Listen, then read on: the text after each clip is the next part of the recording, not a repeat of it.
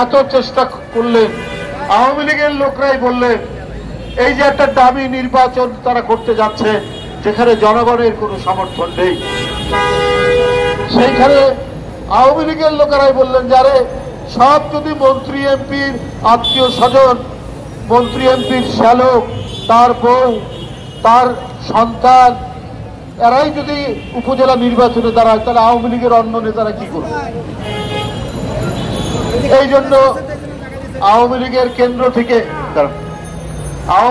কেন্দ্র থেকে তাদেরকে নিষেধ করলো, কারো বউ, কারো শালা, কারো সন্তান দাঁড়াবে না। কিন্তু একজনও কথা শোনেনি, সবাই দাঁড়িয়েছে। যা অন্য এমপি মন্ত্রীর আত্মীয় স্বজন যারা দাঁড়িয়েছে, স্ত্রী, পুত্র, কন্যা, শ্যালক, তারা বলছে যে প্রধানমন্ত্রী নেই, 20 থেকে 25 জন আত্মীয় স্বজন উপজেলা নির্বাচনে দাঁড়িয়েছে, তাহলে আমরা বাদ যাবো কেন? ওরা বাদ যাচ্ছে না এই কারণে প্রধানমন্ত্রীর আত্মীয় স্বজন যদি 20 থেকে 25 জন দাঁড়িয়ে থাকে তাহলে অন্য এমপি, অন্য মন্ত্রী, তাদের আত্মীয় স্বজন, তাদের বউ, বেটি, সন্তান, তারা বাদ যাবে কেন? তারা দাঁড়িয়েছে। জনগণ তো নির্বাচন করবে না, গণতন্ত্রের পক্ষে তো মানুষ ওটাতে দাঁড়াবে না। তাহলে এখন ওরা নিজেরাই, এমনি আর সাধারণ মানুষ নেই, আওয়ামী লীগের অন্য কোনো নেতারা তারা সুযোগ পাচ্ছে না, পাচ্ছে হচ্ছে আওয়ামী লীগের মন্ত্রী এমপি, যারা সুবিধাবাদী, যারা সুযোগ সন্ধানী, অধিকাংশই হচ্ছে ব্যবসায়ী, তারা নমিনেশন কিনছে, রাজনীতি করেন যারা তারা আর নেই। তো দলের সংকট হলে, ক্রাইসিস হলে এরা তো থাকবে না, কিন্তু ওরাও এখন দখল করে আছে।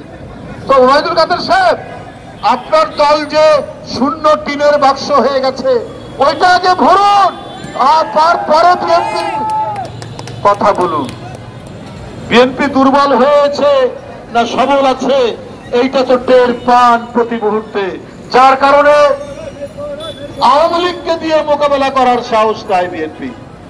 এই জন্য আইন শৃঙ্খলা বাহিনী পুলিশকে সাজিয়েছেন, রাষ্ট্রের পৃষ্ঠপোষকতায় জনগণকে স্তব্ধ করেছেন, জনগণের গলায় দড়ি দিয়ে বন্দী করে রাখার চেষ্টা করছেন, অপচেষ্টা করে আজকে কথা বলছে। ভাঙা কলসি বাজে বেশি। ওবায়দুল কাদের, আপনার আওয়ামী লীগ ভাঙা কলসি, তাই আপনাদের আওয়াজ বেশি হচ্ছে, আপনারা বাজছেন বেশি করে। আর কিছু করার নেই, কি করার থাকতে পারে? যা বলেছেন জনগণকে সব মিথ্যা, যা দেখিয়েছেন জনগণকে সব মিথ্যা। মেট্রো রেল দেখান, ফ্লাইওভার দেখান, পদ্মা সেতু দেখান, এইবার বাজেটে লক্ষ কোটি টাকার ঋণ চাচ্ছেন কেন? জনগণ যদি আরামে থাকে, জনগণকে তো আরাম দেননি, তারা আরামে থাকতে পারছে না কেন?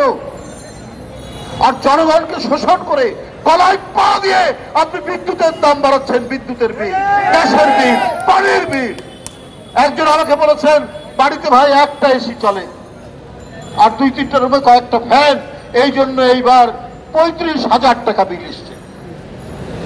আপনারা প্রত্যেকেই জানেন আজকে গণতান্ত্রিক শাসন নেই বলেই, আজকে বৈধ পার্লামেন্ট নাই বলেই শেখ হাসিনা মানুষের গলায় পা দিয়ে আপনার টুপে টিপে ধরে আপনার বিদ্যুৎ থেকে, গ্যাস থেকে, পানি থেকে, ট্যাক্স দিচ্ছে। আর খাদ্যপণ্যের তো কোনো কথাই নেই, কিনবে কি করে? কে কিনবে?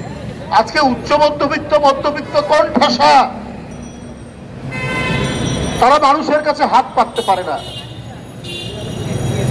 কষ্টের মধ্যে দিন যাপন করছে। আর নিম্ন আয়ের মানুষ, এই যে রিক্সাওয়ালারা দাঁড়িয়েছে, এই যে সিএনজি ওয়ালারা দাঁড়িয়ে আছে, এই যে মুটে মজুর, এই যে আপনার ক্ষেত মজুর, আপনার 3 বেলা কেউ খেতে পারছে না। এত একদিকে মূল্যস্ফীতির চাপ, আর একদিকে ক্রমাগতভাবে প্রতিদিনই আপনার জিনিসপত্রের দাম বাড়ছেই হু হু করে। শেখ হাসিনা চান জনগণের গোরস্থানের উপর তিনি রাজত্ব করতে চান। গোটা জনগণকে কবরস্থ করে উনি তার ক্ষমতা দখল করে রাখতে চান। আজ কোন দিকে তার সার্থকতা? আজকে যদি লক্ষ কোটি টাকার ঋণ, এখন পর্যন্ত যে শিশুটি তার মাতৃগর্ভ থেকে জন্ম নিচ্ছে তার ঋণ হচ্ছে 1 লক্ষ টাকার বেশি, এরপরে এই ঋণ দিতে যাচ্ছে। আপনার টাকা নেই, ন্যাশনাল এক্সচেকার শূন্য। এটা করেছে কারা? বাংলাদেশ ব্যাংক থেকে 800 কোটি টাকা উড়ে চলে গেল কর্পূরের মতো, এটা করেছে কারা? ওই দেখবেন আওয়ামী লীগের সাথে ঘনিষ্ঠ যারা, তারা ব্যাংক সিন্ডিকেটকে, ব্যাংকে আজকে লোপাট করেছে কারা? আওয়ামী লীগের ঘনিষ্ঠ লোকরা। আপনি মহিউদ্দিন খান আলমগীর, আপনার এমপি, অনেক অন্যায় অপকর্মের সাথে জড়িত এই লোকটি, তাকে আপনি ফার্মার্স ব্যাংক দিলেন, তারপরে সেই ব্যাংকের নাম হলো পদ্মা ব্যাংক। সেই ব্যাংক খেয়ে ফেলে এখন তাকে একটি অন্য ব্যাংকের সাথে মার্জ করে দিতে চান, মার্জার চলছে, একীভূত করে দিতে চান। একটা নয়, অসংখ্য। বেসিক ব্যাংক একটি সরকারি ব্যাংক ছিল, এটা খুব ভালো চলছিল, ছোট ছোট উদ্যোক্তা তৈরি করছিল। তারপরে সেই বেসিক ব্যাংক এখন শূন্য। বললাম না, গোটা আওয়ামী লীগের আমলে প্রত্যেকটি প্রতিষ্ঠান শূন্য গর্ভ, সবগুলোই হচ্ছে শূন্য মরিক টিন, শূন্য টিনের বাক্স। তাই বেসিক ব্যাংক সরকারি ব্যাংক, তাকে মার্চ করা হচ্ছে কেন? কই বিএনপির আমলে বেসিক ব্যাংক তো ধসে যায়নি? ওখানে আপনাদের মনোনীত এক লোককে দিয়েছিলেন, সব খেয়ে ফেলেছে। মানে আপনার ওই যখন আলু বা পটল তার চামড়া ছিলে তরকারিতে দেয়, তারপরে ওটা খাওয়ার তরকারি হয়, আর সেইখানকার যিনি ছিলেন তিনি আলু পটলের ছাল সহ সব খেয়ে ফেলে বেসিক ব্যাংকে একেবারে চোরাবালির মধ্যে ডুবিয়ে দিয়ে এখন গভর্নমেন্ট বলছে এটাকে আমরা ইয়ের মধ্যে নিয়ে যাব, কি বলে যে মার্চ করে দিব অন্য ব্যাংক। এই দশার জন্য দায়ী কে? এই সরকার প্রত্যেকটি ক্ষেত্রে ব্যর্থ। আর এক সাগর রুড়ির সাংবাদিক দম্পতি, তার তদন্ত প্রতিবেদন আজও জমা দিতে পারে না। 109 বার তদন্ত রিপোর্ট তারা তৈরি করেছেন, কিন্তু পারছে না, শুধু পিছাচ্ছে। তাহলে আপনি সফল কোথায়? আপনি একজন সাংবাদিক দম্পতির এই যে ভয়ঙ্কর হত্যাকাণ্ড, তার 109 বার আপনার তদন্ত রিপোর্ট আপনারা তৈরি করেন, তারপরে আবার নতুন ভাবে তৈরি করেন, আপনারা খুঁজে বের করতে পারেন না কেন? কিন্তু জনগণ জানে, এটা জনগণ বোঝে। এর জন্য একটি, মানে এইটার জন্য না, এইরকম একটি কাহিনীর উপর একটা ছবি হয়েছে, কি যেন, অমীমাংসিত। এই ছবির সেন্সরশিপ ওটাকে বাতিল করে দিয়েছে, সেন্সর বোর্ড এটাকে বাতিল করে দিয়েছে, সেন্সরশিপ চালানো হয়েছে, যেটা বাংলাদেশের এই ঘটনার সাথে এটা মিলে যায়। আরে ভাই, টুইন টাওয়ার ধ্বংস হয়েছে, এর উপরে 4-5টা ছবি হয়েছে, ওটাও তো বাস্তব ঘটনা। পৃথিবীর সব চাঞ্চল্যকর হত্যাকাণ্ডের উপর নানা সিনেমা হয়েছে হলিউডে এবং অন্যান্য দেশে। আর এইটা তো বলছে না যে সাগর রুনির জন্য এইটা করা হয়েছে। এবং সেন্সর বোর্ড এতটাই মূর্খ, বলছে যে এই মামলাটা বিচারাধীন আছে, হাইকোর্টে বিচারাধীন না, এর তদন্ত রিপোর্টই জমা হয়নি। সেন্সর বোর্ড বলছে এটা হাইকোর্টে বিচারাধীন, এই কারণে এটাকে আমরা মুক্তি দিতে পারলাম না। কত মূর্খ! অর্থাৎ ওইটাকে আড়াল করা, এইটা নিয়ে যেন মানুষ কথা না বলে।